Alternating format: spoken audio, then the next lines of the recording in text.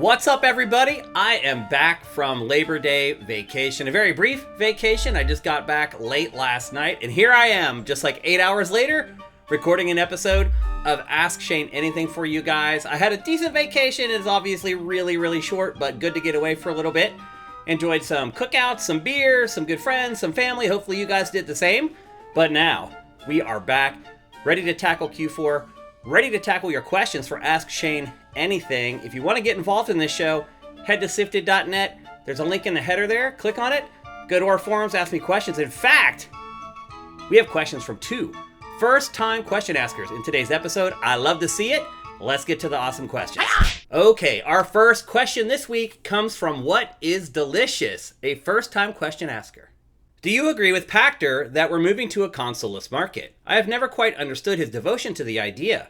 How many people are there really who fit that profile? They are not interested enough in gaming to buy a console, but would buy an $80 controller, fiddle with the connection to their TV, and spend $20 per month for Game Pass to play Call of Duty, Gears of War, and Outer Worlds 2.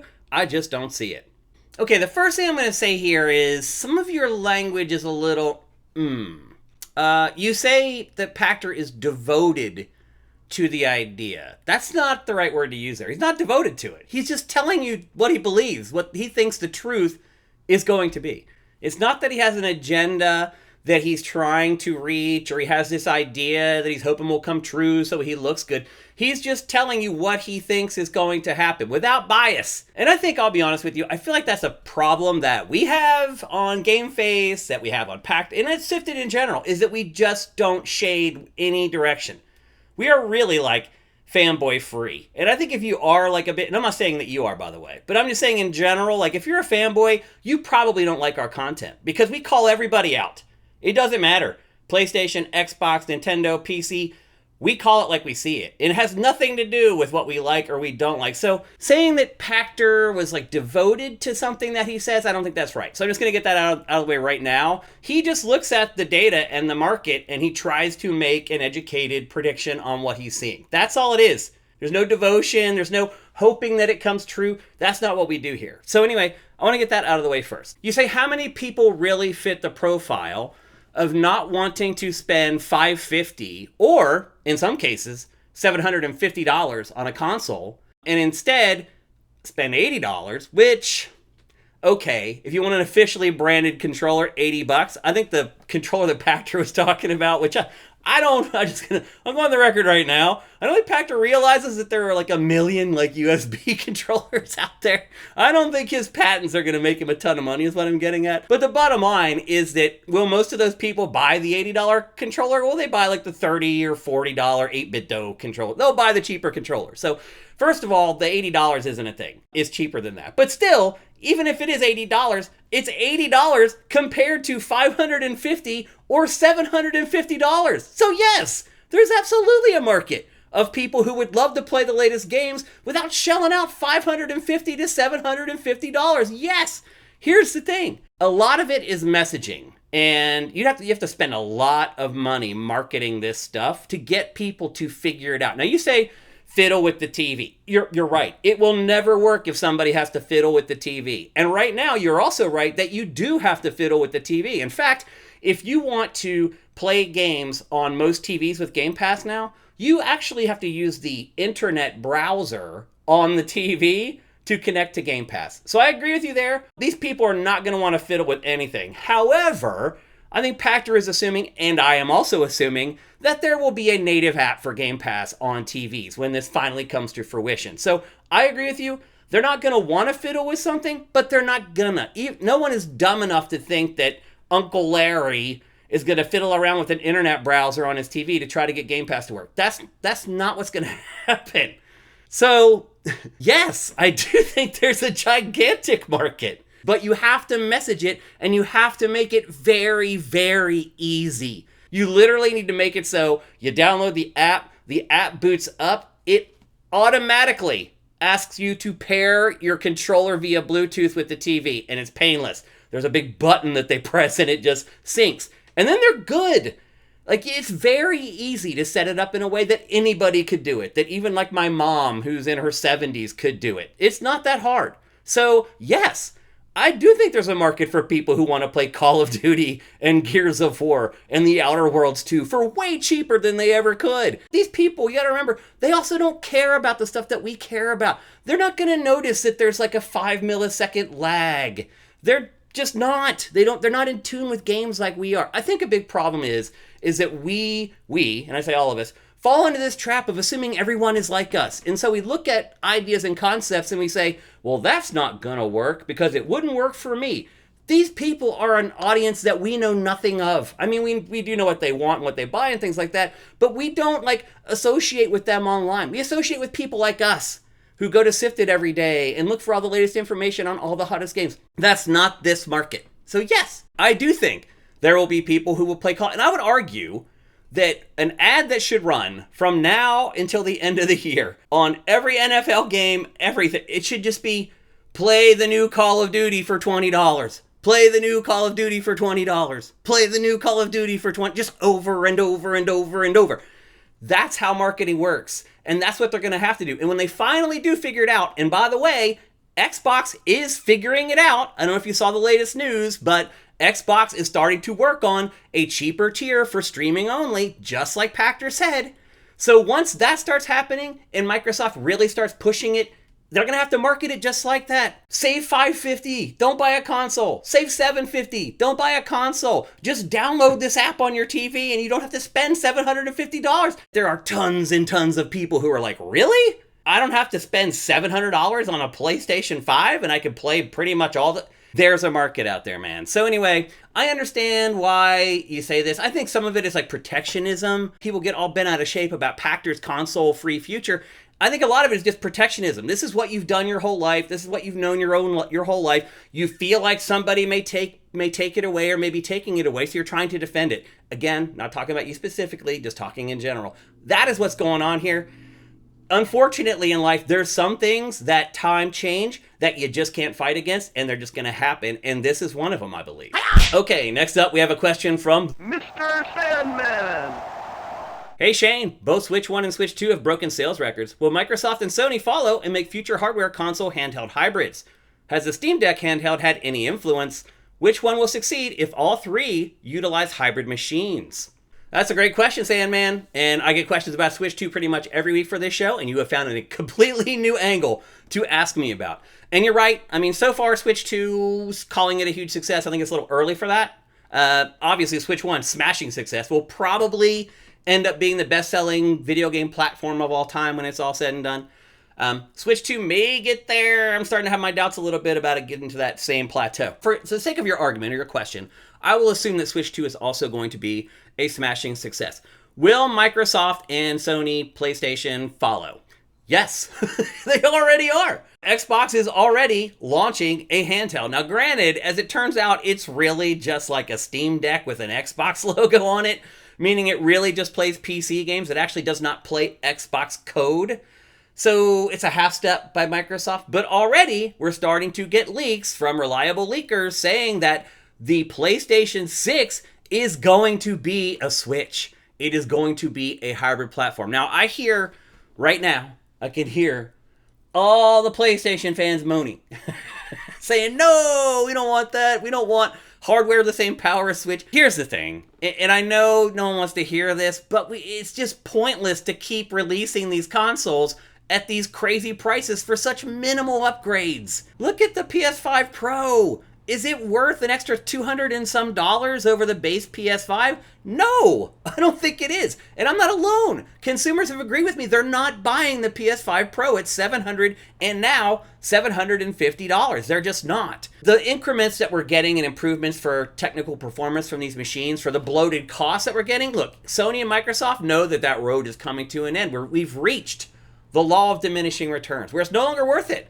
to spend the extra money for the higher powered piece of hardware because it's not that much more powerful. Again, we're already hearing rumors from very reliable leakers who have leaked reliable stuff in the past about PlayStation hardware that PlayStation 6 is going to be a Switch ripoff. Maybe the better question is, how do you feel about that? Well, I think Nintendo is onto something.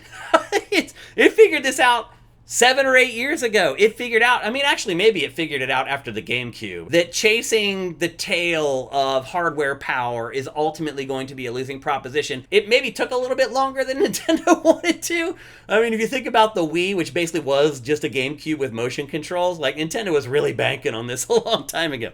So anyway, I think Microsoft and PlayStation are seeing the same thing here. Now, one thing that does concern me is that Microsoft keeps talking about this hyper-powered console, that it's still coming. It just talked about it last week, that it's still working on this crazy traditional console that's just going to be like it always has been, a box that you put on your entertainment center, and you play games with it, it goes into the TV, and it's going to be like high-powered, like the best that they can squeeze out of the console performance-wise based upon how much they want people to pay for it. So Microsoft has already said it's going to continue down this path of building consoles. Now, if PlayStation indeed does go the hybrid route, and in docked mode, the PlayStation 6 does not look as good as the Xbox, would that change anything?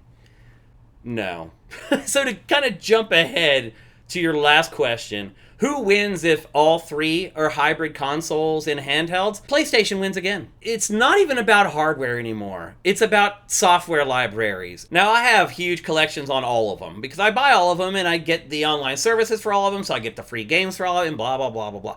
So I have, for me, it would be a decision I'd have to make. But for a lot of people, it's not. A lot of people made their decision with the PlayStation 4 and Xbox One. They decided to go with PlayStation 4, and that's when everybody started building their digital library. So now you have 15 years of somebody building their digital library on PlayStation. Are they going to jump ship over to Xbox and start all over again just because its console is more powerful?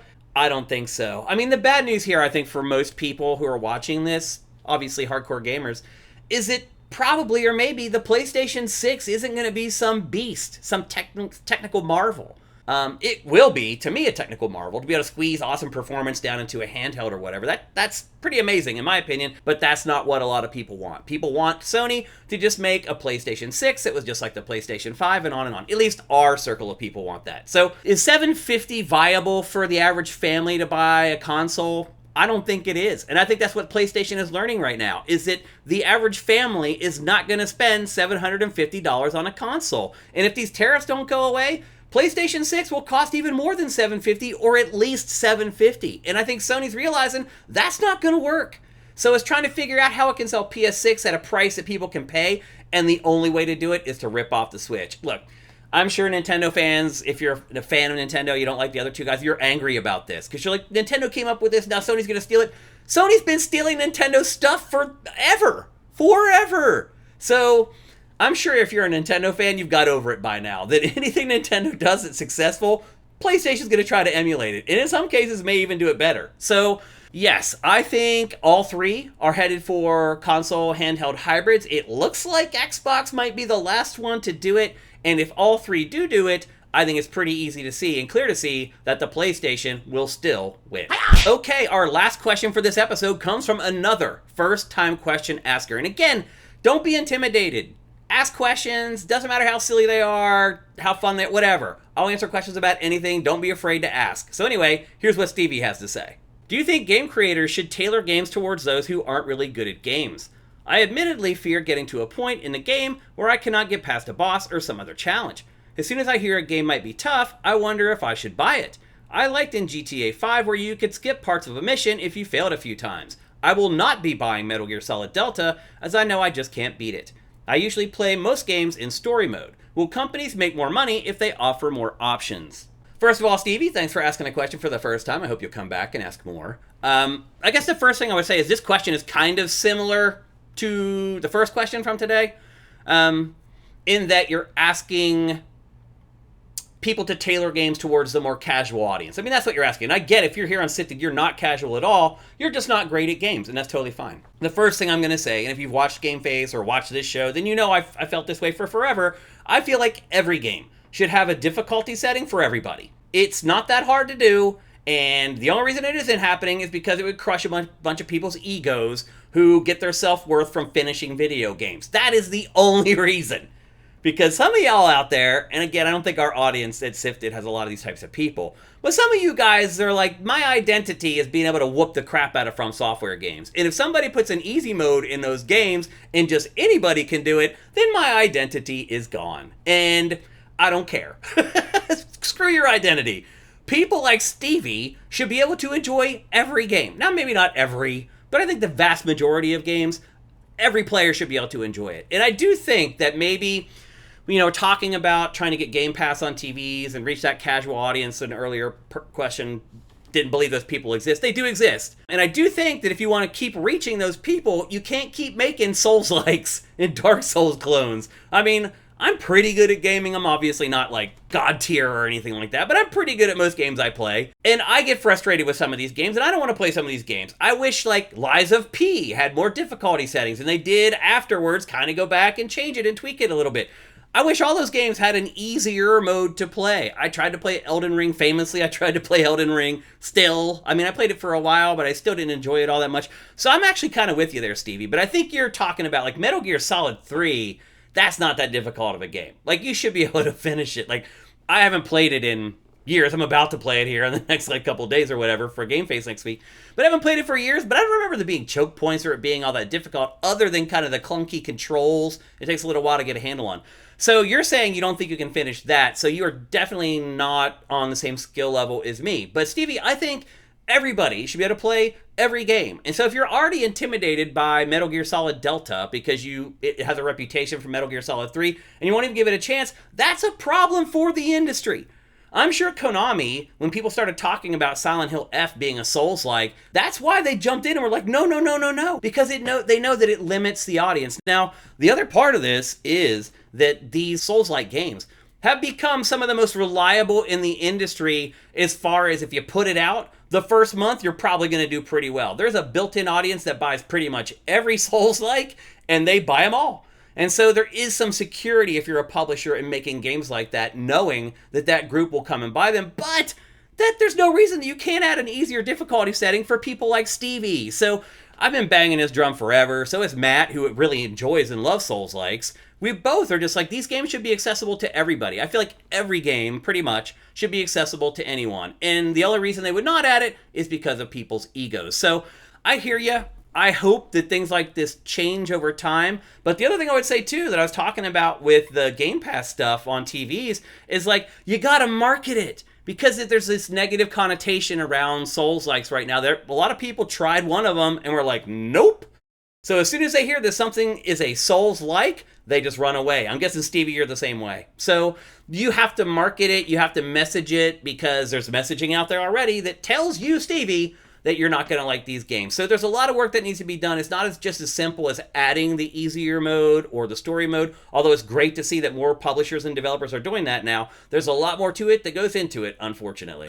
Okay, that's it for this week's edition of Ask Shane Anything. Thanks to everybody who asked questions. Thanks to the 2 people who asked questions for the first time. Come on over, people. Ask me questions. We don't have to have the same people asking questions every week. It's great to get new people involved. Go to sifted.net. In the header, there's a link to go to our forums. Click it. Go ask me a question. I will answer it. A big thanks to anybody who is helping us at patreon.com/SIFTD. That's SIFTD. For $5 a month to get all our content early, but a bunch of you guys and girls are pledging at $7 a month, which is why this show keeps happening, and I do enjoy doing it, and it was good to get back from my vacation and kind of communicate with you guys pretty much face-to-face for a little bit, but we'll be doing more of that for Game Face on Tuesday, and man, do I have so many games to play in the next, 5 days. The good news for me is that most of them are pretty short, other than Hollow Knight Silksong, which sounds like it's an absolute beast. But anyway, we'll be back to see you guys on Tuesday for Game Face, along with a special surprise. We'll see you then, but until then, remember, sleep is for the dead, play games instead.